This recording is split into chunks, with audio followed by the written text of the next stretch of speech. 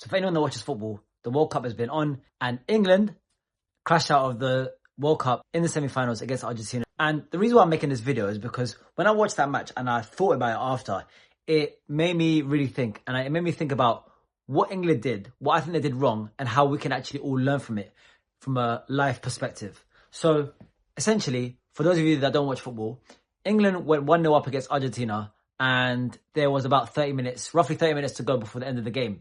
And what England did was, instead of actually continuing to control the game and actually attack as well, they went ultra defensive. They went ultra defensive. And against a team like Argentina, who have really good players such as Lionel Messi, you put yourself in a very vulnerable position. And essentially what ended up happening is in the last 5-10 minutes, Argentina scored 2 goals and then England crashed out of the World Cup. And it made me realize that in life, a lot of us, and I'm not excluded from this, can sometimes play too defensively. We are risk averse. We don't want to take risks. And it stops us from moving forward. So as a lot of you will know, yes, I'm British, but my background is Eritrean. So that's where my family are from. And, I love being Eritrean. I love the culture, the community, and everything about being Eritrean. And I wouldn't want to be from anywhere else. However, one thing about our community is that we are a very risk-averse community. And I think that stems from our parents' generation and what they had to go through when they got here. And a lot of it trickles down to us here as well. And that stops us from actually taking big risks.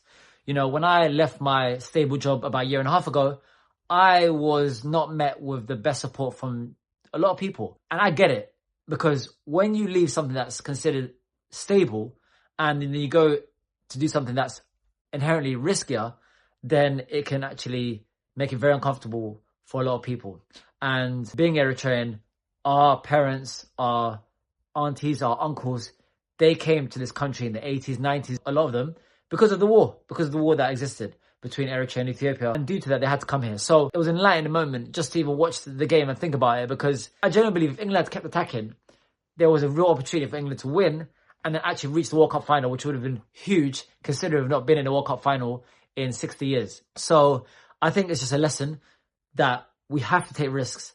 There's no reward without taking risks, and risks in any type of form.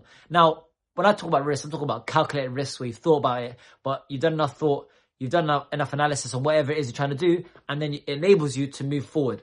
So get out there. There's probably something that you really want to do, but there's something that's stopping you from doing it. Enable this video to be that catalyst to actually go forward and do it, and actually take baby steps. So I'm actually reading a book at the moment. It's called The Slight Edge, and it talks about that, whenever you've got a big goal, all you've got to do really is just do something small every single day consistently, and that will compound over time. So no matter how big your goal is, make it as big as possible, but then actually break it down into very, very small steps that you can do every single day, and it doesn't take up that much time every single day either. As long as you know that you have time on your side, then you'll be able to achieve whatever it is that you want to achieve. So let us be a lesson, and let England be a lesson to us all, that we can't just be so risk averse, that we have to take risks to actually get reward. And remember, in 100 years time, none of us will even be here. So go out and make it happen. And if you are someone where your goal is actually to buy a property, and prior you've always thought about the fact that you probably can't do it or you don't know how, but you've got the funds and you really, really want to attain your first property, so whether that's your first residential property